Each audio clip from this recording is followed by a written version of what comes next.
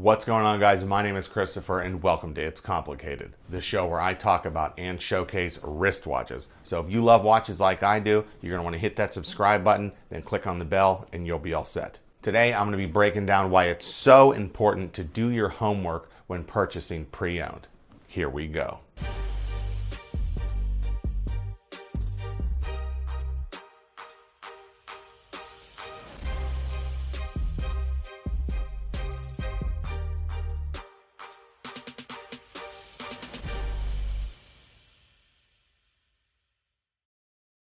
Let's talk about pre-owned. You know, the biggest piece of advice I can give to anybody looking to buy a luxury watch pre-owned is research, research, research. That is, do your homework. In this video, I'm going to be giving you some examples of just how much money and misery you could save by doing that research. As examples, I'm going to be showing you guys a few different Rolex models, but this applies to any luxury watch brand on the pre-owned market. Let's say you want to pick up a two-toned Rolex Datejust. Now, do you want a 16013? Do you want a 16233?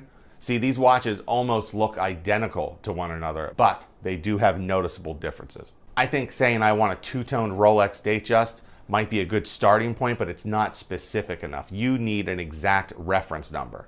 When you know that reference number, that's when you can start really doing your research on that exact reference number, the exact watch you want. Now here's a pre-owned Rolex Datejust. That's the two-toned 16013 variety. For sale on eBay for over $5,000. If you're not super familiar with the Datejust, that might look like a nice watch to you, but neither the bezel nor the dial are original. These are custom parts, aftermarket parts. Custom parts usually take away from the value of the watch. Most Rolex collectors want the watch as it came. They want it 100% original. I doubt this watch is going to sell for over $5,000. Here is a 15010 with a custom bezel. Here's a sub-date 16610 with a custom dial. Look, all that custom means when it comes to buying a pre-owned Rolex means that Rolex didn't make it. Let's say you're in the market for a Rolex Submariner date. That's the 16610 that we just talked about before. Now here's one for under $6,000 and here's one for just a cunt hair under $7,000. So why is there a $1,000 difference between these watches? They appear to be in similar shape. Well, if you've done your homework, these watches do share the same reference number. However, the one for under $6,000 has hollow end links and it has a holes case. That would place this sub-date right in mid-90s, just like it says right there in the ad.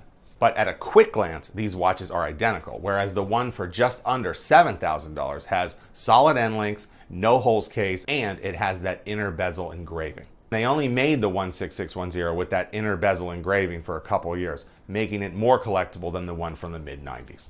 Now this one's too easy, but here's a 116610 LV. That's the Rolex Hulk. Here's one for sale on eBay right now, and it has been PVD coated. Of course, Rolex doesn't make any watches that are PVD coated, so this was an aftermarket thing done to this watch. Now this seller doesn't say anywhere on this listing that watch has been tampered with. He just says, hey, it's a real Rolex, check it out, and we'll give you a warranty on it. Now, if you had no clue and you saw this and you said, oh man, I've never seen one in black, that's so cool, and you bought it, you might get stuck with it and it might not be worth what you think it's worth.